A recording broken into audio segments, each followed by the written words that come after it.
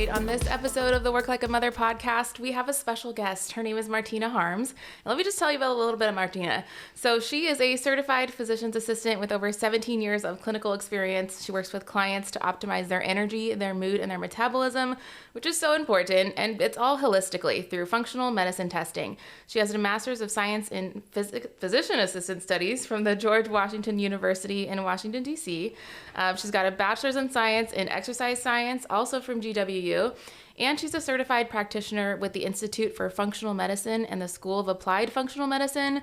All of that on top of it, she's a wonderful wife and a mother to 3 little girls. So she's got a full plate, none to say the less. But I'm so glad to meet you today for the first time. This is the first time we've ever had a conversation, actually. Yeah. And to have you on the show and just to share a little bit about what it is you do and why you do it. And I think ultimately give our audience some takeaways of how to have a more energetic and a better quality of life. Like that'd be the huge win. So thank you. Awesome. Thank you so much for having me. I'm honored to be here today. Yeah. So it's so good. So I'm curious because you don't hear the word functional medicine often. Mm-hmm. Like most people wouldn't know what that is, right? So can you explain like your career journey and what got you here? Okay. So it's a long story, but we'll try to make it as short as possible. Yeah. So I started as a physician assistant in emergency medicine, or we're now physician assistant, physician associate. Our name is changing. Yeah. But I worked in the ER, I worked shift work, I worked long, weird hours, and I loved it. It was amazing. It's a very adrenaline junkie kind of job. Yeah. And it was very rewarding. But as I had children, it got too much. Yeah. Children drain a lot of that life force energy. So it just became really too hard to do the balance between that type of schedule and having kids and having a family and like living out here and all that stuff. So I got, basically after my second child, I started having health issues. I was, clearly tired because I worked a lot, but I also had kids. But it was like I was doing all the right things. I was getting the right sleep. I was doing all the things that I thought I should be doing and following the diet plans. And I still had all this weight. I was depressed. I was anxious. I was just not myself. And I was like, this is ridiculous. So I went to my doctor. She, begged her to order these lab tests. She reluctantly did, and then was like, everything is fine, but if you want, I can give you an antidepressant. And I'm like, no, I don't, no, I don't think that's the thing I want right now. So I talked to one of my friends. She was like, I just saw this functional medicine practitioner. And I was like, what even is that? So I started going down the rabbit hole. And I was like, you know what? I'm just going to go because like, what do I have to lose? I'm not jumping on this bandwagon. So let's see what this is about. So I went and saw her, and she had like this diagram of the Krebs cycle, which is like, if you're a science nerd, it's like organic chemistry. Okay. And she's just showing me in a very scientific, not woo-woo way, like these are the mineral and, vitamin and mineral deficiencies that you probably have, and this is what's going on. And I was like, oh, okay, this is actually based in science. This is cool. So then I like signed up for the training like the very next day of getting my own certification because I knew that that's what I wanted to do next. And so, I had quit my job. I left the ER. I studied functional medicine and got certified. And I've been working with people on their functional medicine journey since then, which is a systems biology approach. So, in conventional medicine, you have people are specialists in different fields. And there are still some specialties in functional medicine, but functional medicine looks to like zoom out. So instead of like, oh, you have this diagnosis, so let's name it, blame it, tame it. Yeah. It's more of a, well, why do you have that? Like, what's the reason behind it? What are the, genetic factors? What are the lifestyle factors? What is your environment like? What's your diet like? What's your movement routine like? All those things that play into how you actually feel versus like, oh, you have this problem, here's a medication for it. Treat the symptom. Yeah. Mm-hmm. So would you say it's similar to like a naturopathic doctor? Is that what you say? Yeah. So naturopaths are, they are trained in a specific school of medicine, and there are naturopathic doctors who practice functional medicine, but it's not exactly the same, but there's a lot of overlap. Okay. Yeah. I love that it takes into account the full circle, right? Yeah. So it's not just you as a body, but it's also emotional, it's mental, it's hormonal, like all the things. Yeah. That's so incredible. And I think I'm just starting to get into this world. And as you see it online, it's becoming more and more popular, right? Yeah. So just the things like the ice plunges, that is not a normal thing. And now all of a sudden it's like the rage. It's a thing, yeah. Right. So it's definitely like coming out and about. And then I think too with the supplement world, we've seen a change in those. And so instead of just like adding a bunch of junk just to get a result, now it's like, well, how does this really make me feel? I think is a big transition. No, that's awesome. And I'm glad that you've had that personal experience to have the why to then bring you on this journey. Yeah. That's super good. And then you recently had a surprise kiddo mid-pandemic, right? Yes. Yeah. So you tell me the ages of your girls. So I have a 9-year-old, a 6, almost 7, and a 2-ish, almost 3. Yeah. So I thought, we had 2 and we had 2 little girls and we're like, okay, we're done. We're good.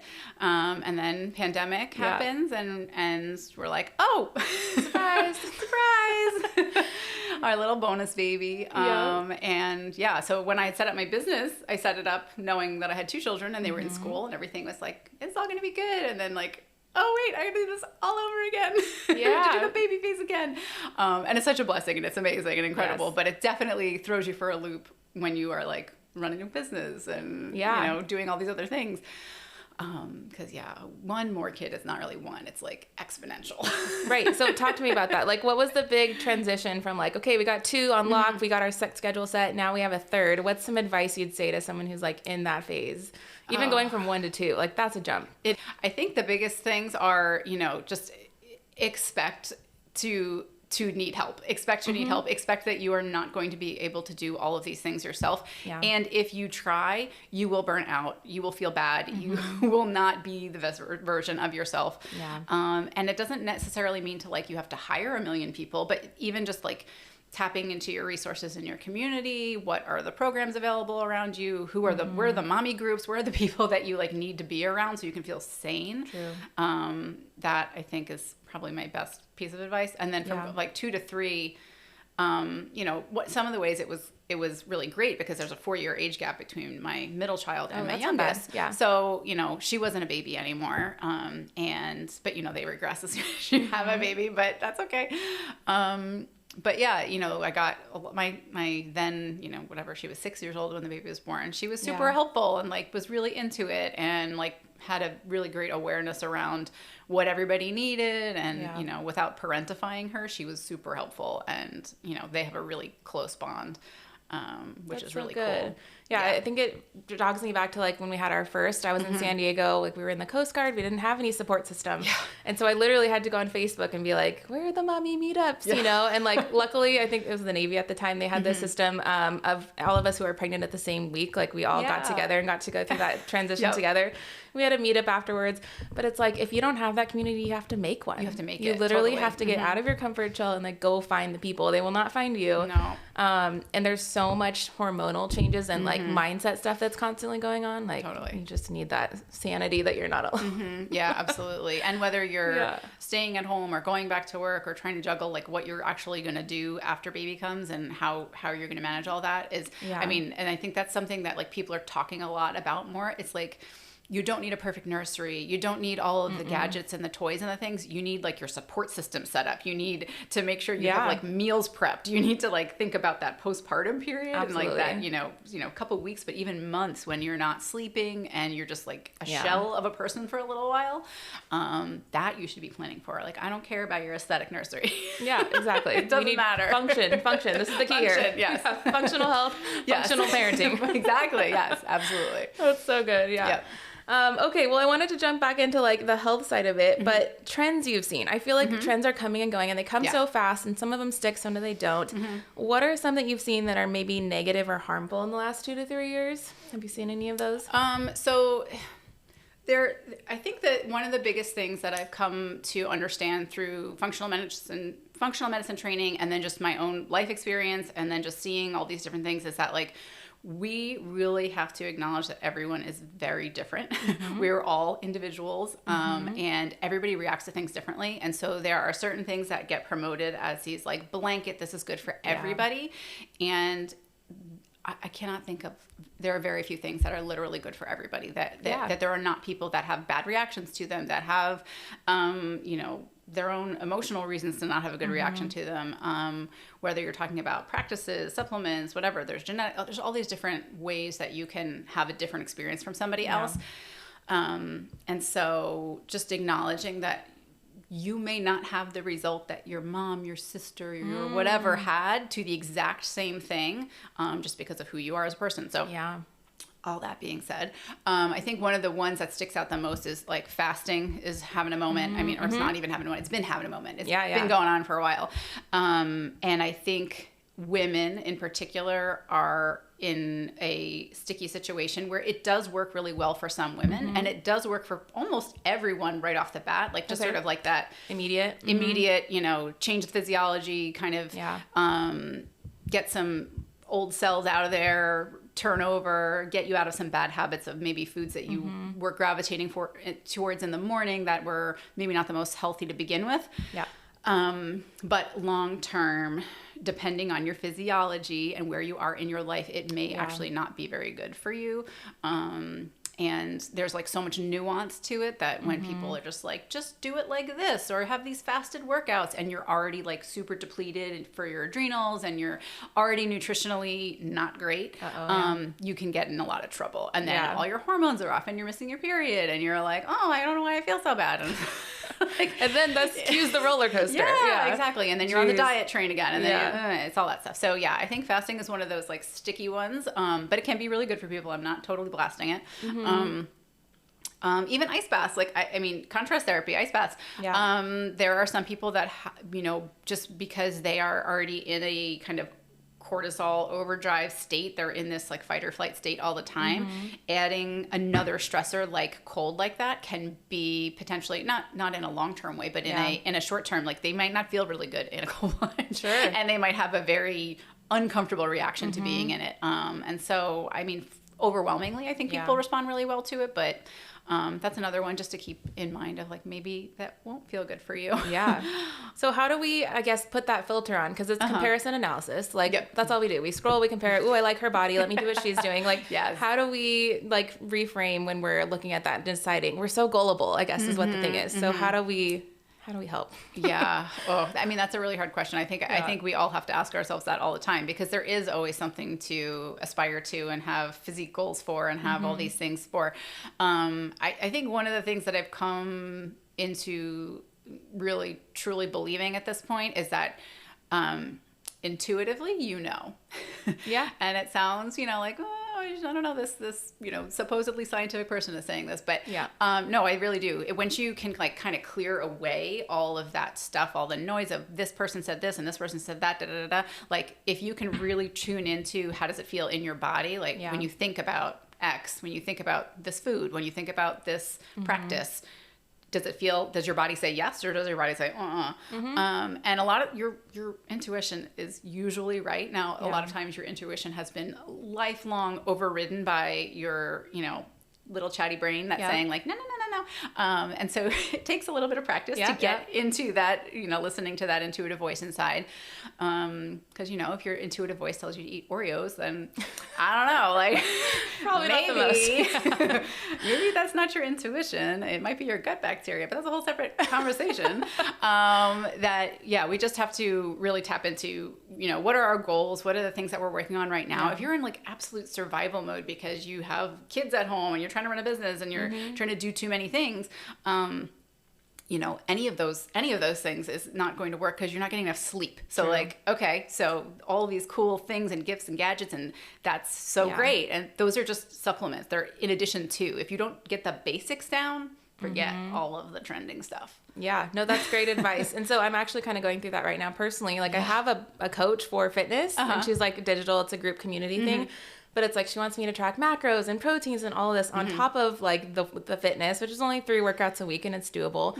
But I think when we scale back, we're like, okay, there are some patterns of health and wellness that are universal. Walking steps, right? Yes. Drinking enough water, eating more green food than we are of the processed foods, like some very basics. And I think if we just like, whoa, from the over analysis, it's like, are we even doing those essentials first? Probably not. Maybe let's start there. And then I was telling you right before this, I'm on this caffeine detox right now. And so there's probably a lot of things we need to remove before we can even add in more. Like just get rid of all the gunk first and then start fresh. And that in itself is a heap and just its own journey. But that's a really good filter, I think, just stepping back and going like, okay, is this for me? Does this feel good? What does my gut tell me about this? I know my body. If you don't know your body, like start discovering it again, you know?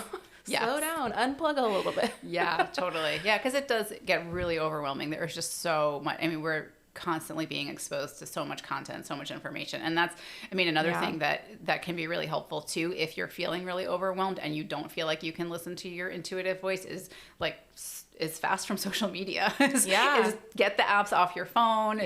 Don't engage with them. Give yourself a little bit of breathing room and space, and then you might be able to hear your own personal compass come back. 100%. No, that's really good. And I think I just heard this stat, like in the last 20 years, we have more information than we have ever been able to have, right? And so that is a good thing and that is a negative thing. But realizing the control is in our hand and we have to physically put it down. Yep, exactly. That's the takeaway. Yeah. Okay, what do you think is the biggest threat to women's health right now? Like, what are you seeing that's like, oh shit, if we could just change this one thing, it would change everything? Can you think of anything? I think the biggest threat is this idea that you can have it all. You can do it all. Because I do think you can have it all and you can do it all, but you can't have and do it all at once. Girl, preach. You cannot. You just cannot. You can't be like super mom and super business person and super wife and super, like you cannot wear all these hats at the same time. Like you're going to have to switch and trade, and you're going to have to, scale back on one thing so that you can push another, or get more help in one area so you can do another thing. This idea that like, that, oh, well, my mom had a job and I did this and she, and da, da, da, da, da. Like we live in a completely different world than our mothers, our grandmothers, all of these different situations are just completely different. And we don't have the family support that we used to have. We don't have community support like we used to have. And, like you said, you have to find it. You have to create it. You have to go look for it. It's not just part of our lives anymore. And so, I think really breaking away from this idea that you have to do all of those things in order to be worthy, in order to be successful, because success looks really different for everybody. And it doesn't necessarily mean being a super mom, having the job and doing it can look, there's so many flavors of it, that I think we need to get away from this idea that we need to just like hustle, because that is what makes women crash and burn. And then they come see me. They're like, wait, I tried. I did what all the gurus said and I failed. No, girl, spot on. Like mic drop right there. We can end this podcast. So that's part of the reason of why I started this podcast in the first place, is because we're not having enough of these conversations. So I started this journey in like 2018 when I was owning 3 businesses. It was crazy town. I had wedding planning, I had a furniture rental company, and then I had the honey company. And one of my best friends and I are always having this conversation of like, well, is it enough? Why are we doing this? Like, why are we working so hard, right? And then Jeff Bethke came out with a book called To Hell with the Hustle. Have you heard of that one? Yes. So good. And then Take Back Your Family is his other one. Both of those books I highly recommend for anyone. But the whole concept is like seasons of life, number one. And just recognizing like these generational trends and how industrialization has changed everything. And again, just the last 20 years, like it's a completely different landscape and family structure and community than it was 20 years ago. So I'm now facing like this loneliness epidemic. We're scrolling all day and we're engaging with all these people, but how many face-to-face conversations are we having? Like none. Or like really meaningful one. Like, we have small talk, but who's really saying like, well, how are you really doing? Like those conversations are not happening. But I think, we could go on and on about that. It's just realizing patience. We want it now and we want it yesterday. And then we keep seeing all these other people who are in our space succeeding and we think that they have it all, right? But we forget they have 10, 15 years of experience to get them there. They have a whole team behind them that you don't see. And so we're just comparing ourselves with the influencer, not realizing that there's like all of this trial and failure and building to get there when we're still in the baby phases. And so it's just totally unfair to ourselves. It is. But that's really great advice. I agree with that one for sure.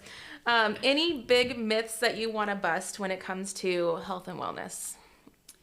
I think I don't know so much myths necessarily, that the thing that a trend that I see a lot of is the following diet trends is really the biggest one, is a lot of women, I mean, I'm 42 now. I grew up in like the heat of diet culture, and like everyone always on a diet all the time, and every magazine cover talking about dieting and every like losing these many pounds, every as a teenager, like thinking that I always had to lose weight, and the weight and and the way your body looks and all that stuff being like the central point of everything.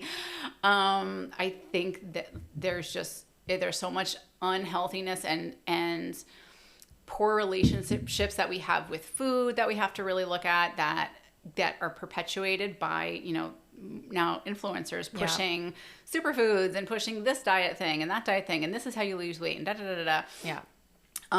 that overwhelmingly these diets don't work, obviously, because then you wouldn't need another diet and another diet and another diet. They're not sustainable. They're quick fixes. They don't fix any underlying problems.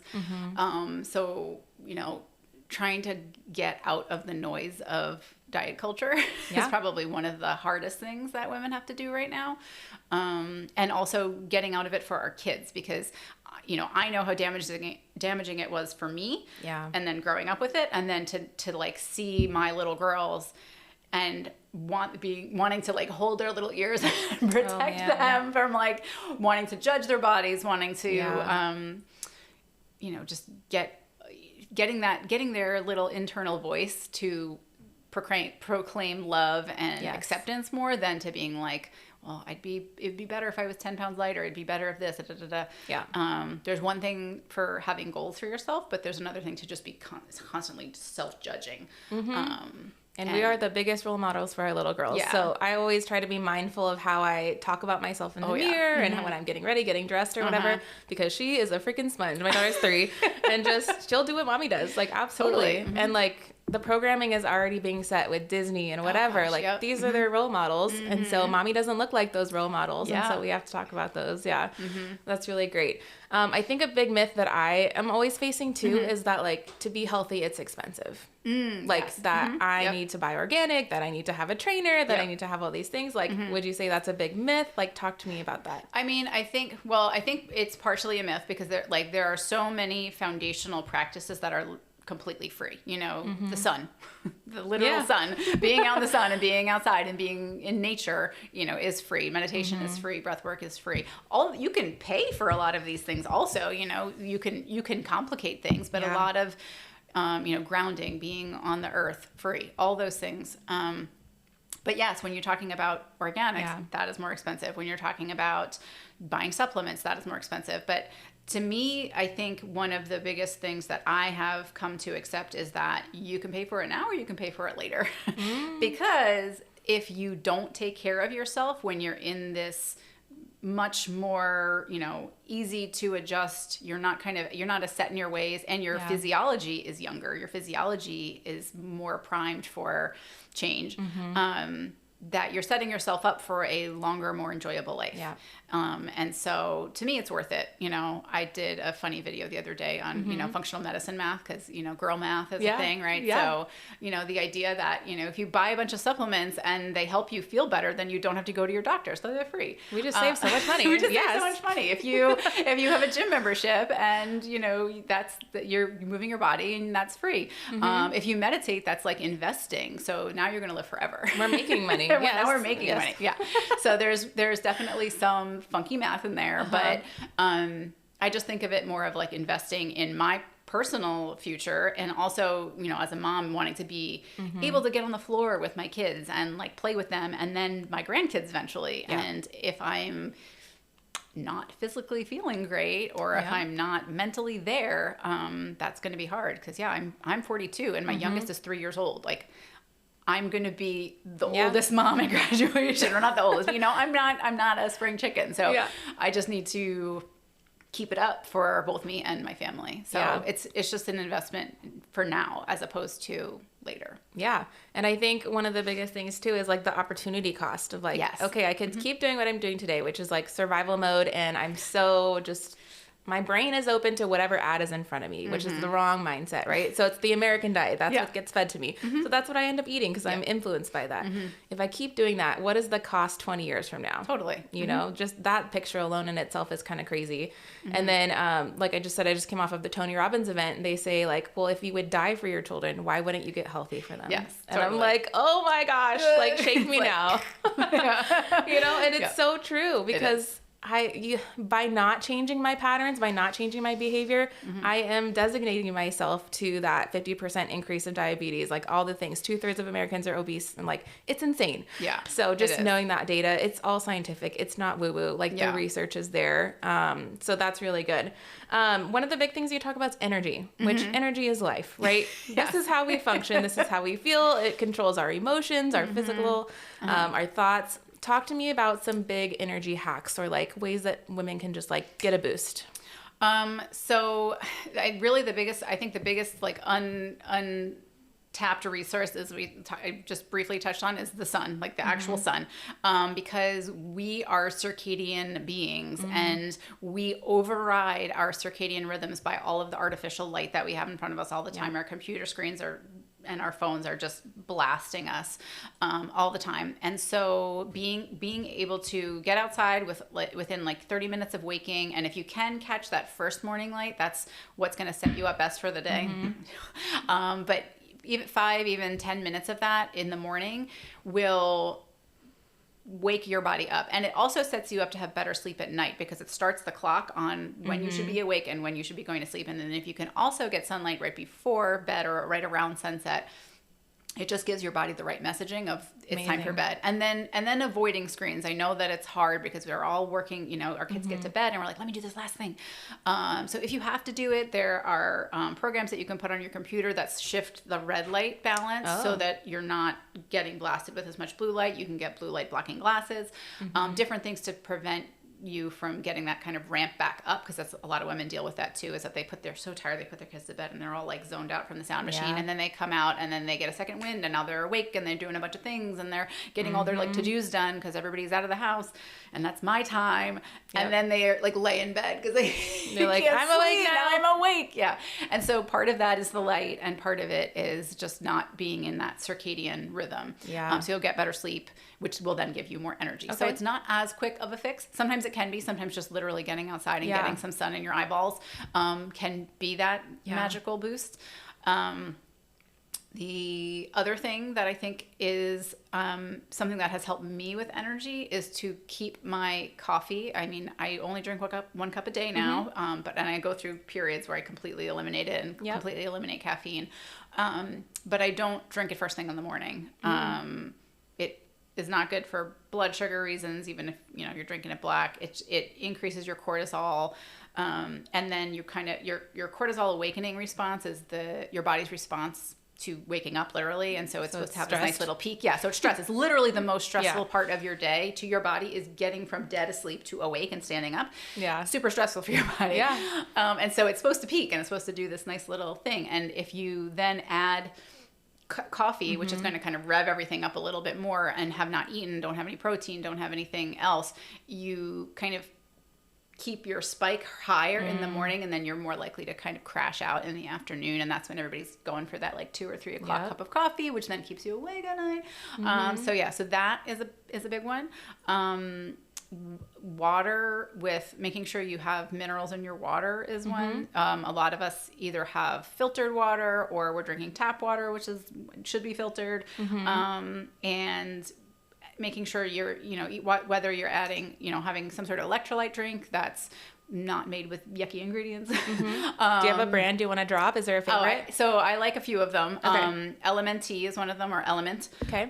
They sell little packs. There's also Ultima, Ultima. Okay. I like Ultima. And there's another one. Redmond, like the Redmond salt. They make one called Re-Lyte. Oh, I've never heard of any of these. I'm going to look them up. Yeah. Okay. So that can also be an energy boost for some people. And then there's a gazillion different supplements, but I don't like to recommend supplements because everybody's different and everybody's individual. And so depending on what your underlying reason for not having a lot of energy is, I'm going to tell you to do something different. And also knowing, you know, like what your life stressors are, what your lifestyle is like, is going to impact what I recommend. So, but I think getting sunlight, making sure you're getting enough minerals in your water, going to bed at the same time. Yeah, I think just a little bit of mindfulness.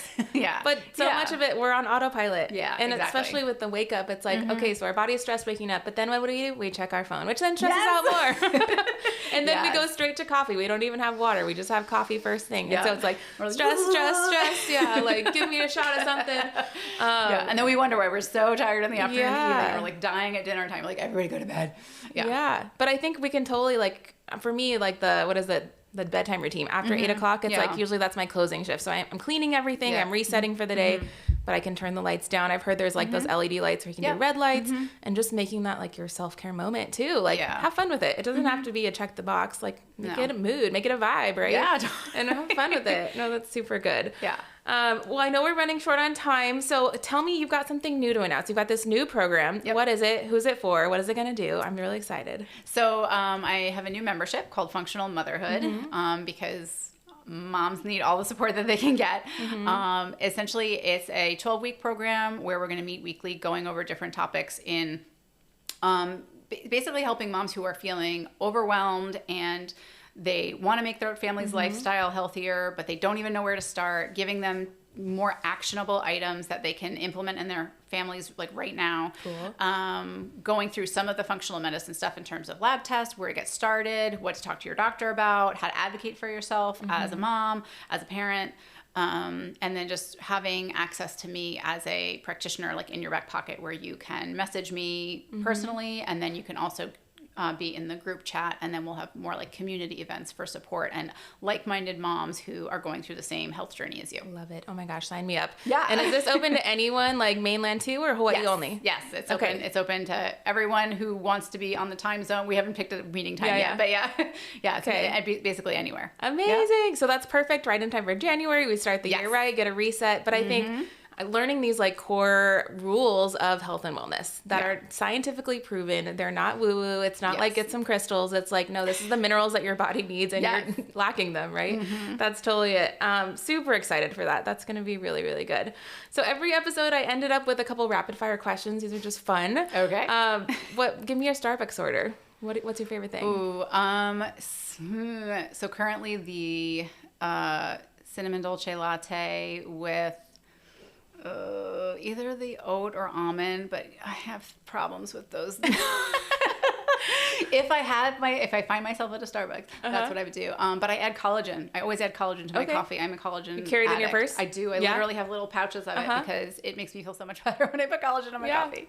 So You're like, at least it's not totally bad. Yes, exactly. Yeah. That's good.